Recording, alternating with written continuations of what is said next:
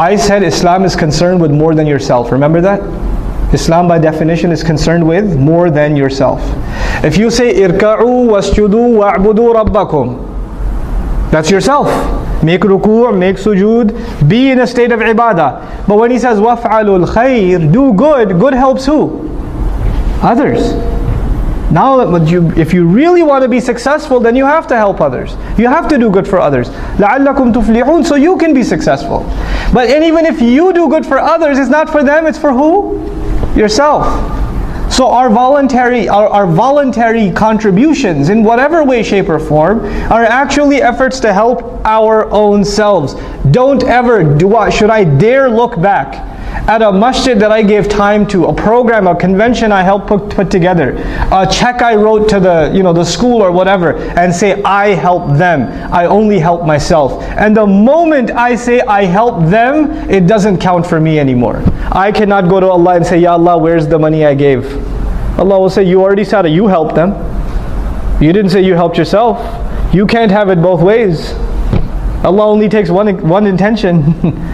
So if you're going to give, whether you give time, whether you give money, whether you give effort, whether you give suggestions, if you're going to give, you better only expect returns from Allah. You expect anything from anyone else, Allah doesn't like to share intentions. Allah is very jealous of intention, subhanahu wa ta'ala. He wants His intention to be exclusive. You try to put anybody else, yourself, some other agenda in that intention, is gone. It doesn't count for anything. So you know how sometimes in Islamic organizations, especially because so many of our organizations are donation dependent. Masajid are donation dependent, schools are donation dependent, right? Da'wah organizations are donation dependent, publishers are donation dependent. People write a big check, somebody writes a $20,000, $30,000 check or something. And then all of a sudden shaitan comes to them first of all and says, Mabruk. And then he says, hey, by the way, why don't you give them a suggestion about the color of the carpet? I mean, after all, you wrote a big check. You should at least have some weight in your opinion.